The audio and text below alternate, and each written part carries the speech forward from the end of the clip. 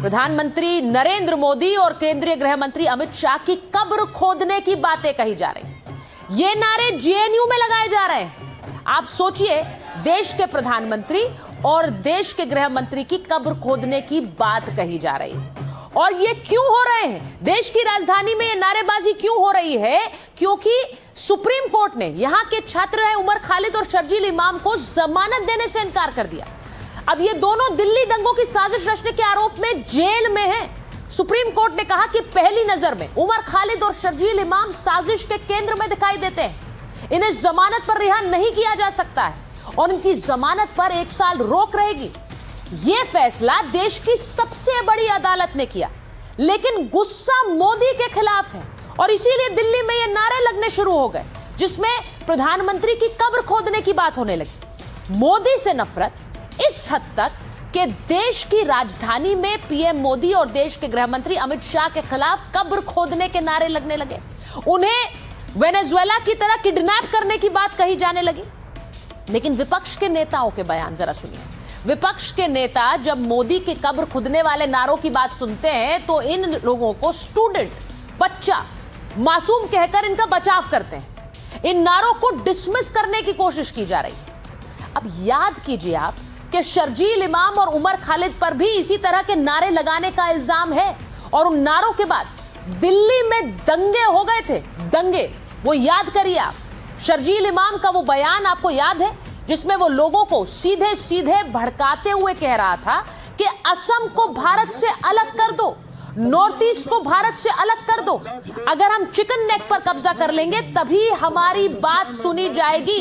ये वाले नारे लगे थे, ये वाला बयान आया था, जिसके बाद कोर्ट ने कहा कि इन्हें बेल नहीं दी जा सकती। जरा सुनिए क्या कहा था।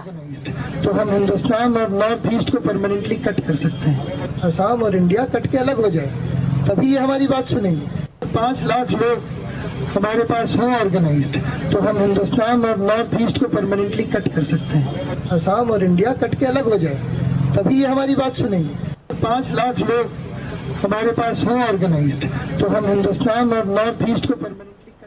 आपने सुना क्या कह रहा था शर्जील इमाम? शर्जील इमाम के इन बयानों के बाद किस तरह से दिल्ली दंगों में उसके बाद हिंसा हुई थी वो भी आपको याद है। शर्जील इमाम और उसके साथियों के इसी तरह के भड़काऊ बयानों के बाद 2020 में ये तस्वीरें आई थी। इन दंगों में 53 बेगुनाह मारे गए थे, 700 से ज्यादा लोग घायल हो गए थे। स्टूडेंट्स को भड़काना, उन्हें सड़कों पर लेकर आना कितना घातक हो सकता है ये आपको दिल्ली में तो आपने देखा, लेकिन आप याद कर लीजिए बांग्लादेश भी और नेपाल भी। मैं क्यों कह रही हूं? ये बांग्लादेश की तस्वीरें देखिए। बांग्लादेश में 2024 में जब शेख हसीना को देश छोड़ना पड़ा था तो वो स्टूडेंट्स प्रोटेस्ट से ही शुरुआत हुई थी। उन्हें भड़काया गया, वो सड़कों पर आ गए, आगजनी की, किस तरह हंगामा बरपा था कि सत्ता परिवर्तन हो गया, वो बांग्लादेश में हुआ था। नेपाल की तस्वीरें भी याद करिए। नेपाल में इसी साल जेनजी का प्रोटेस्ट हुआ। जेनजी यानी कि वहां के छात्र प्रोटेस्ट कर रहे थे।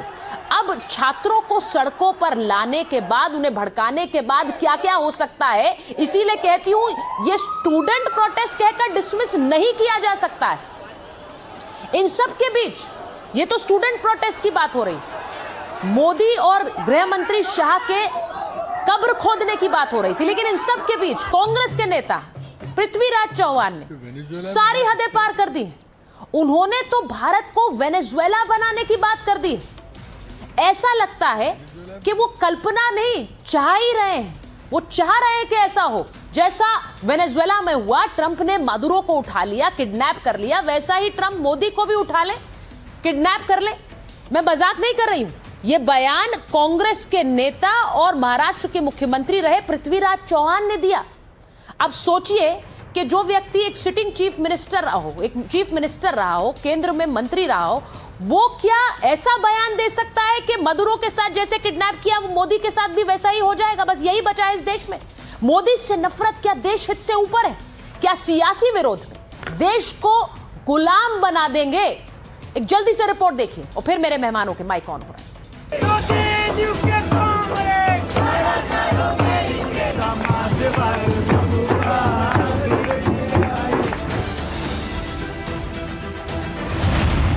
मोदी से नफरत इस हद तक। प्रधानमंत्री को किडनैप करके ट्रम्प साहब ले जाएंगे क्या? प्रधानमंत्री को किडनैप करके ट्रम्प साहब ले जाएंगे क्या? प्रधानमंत्री को किडनैप करके ट्रम्प साहब ले जाएंगे क्या? इस देश को कौन बनाना चाहता है बांग्लादेश?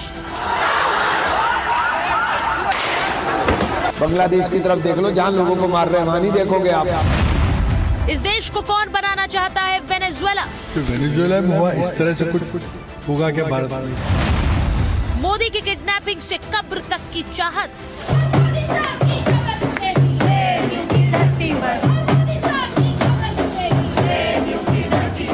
2020 के दिल्ली दंगों की साजिश के आरोपी उमर खालिद और शर्जील इमाम को सुप्रीम कोर्ट ने जमानत देने से इनकार किया, तो जेएनयू कैंपस में उनके समर्थकों ने ढपली बजाकर प्रदर्शन किया।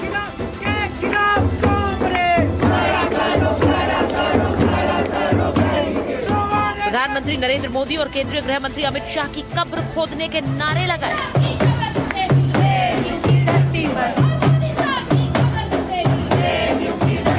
ये वही जेएनयू है जहां फरवरी 2016 में भारत तेरे टुकड़े होंगे के नारे लगे थे। तब विपक्ष ने पूरी ताकत से टुकड़े टुकड़े गैंग का बचाव किया था। जेएनयू में करीब 10 साल बाद एक बार फिर वही हो रहा है और विपक्ष एक बार फिर वही कर रहा है जो उसने 10 साल पहले किया था।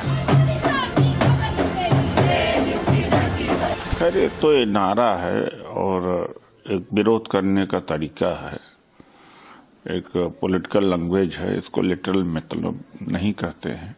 और सीएनआरसी के टाइम उतना वैसी ही एक्टिविटीज उमर खालिद और शर्जील इमाम की रही है, लेकिन इनको हिंदू होने की वजह से, मुस्लिम होने की वजह से इस तरह से इनके साथ व्यवहार हो रहा है।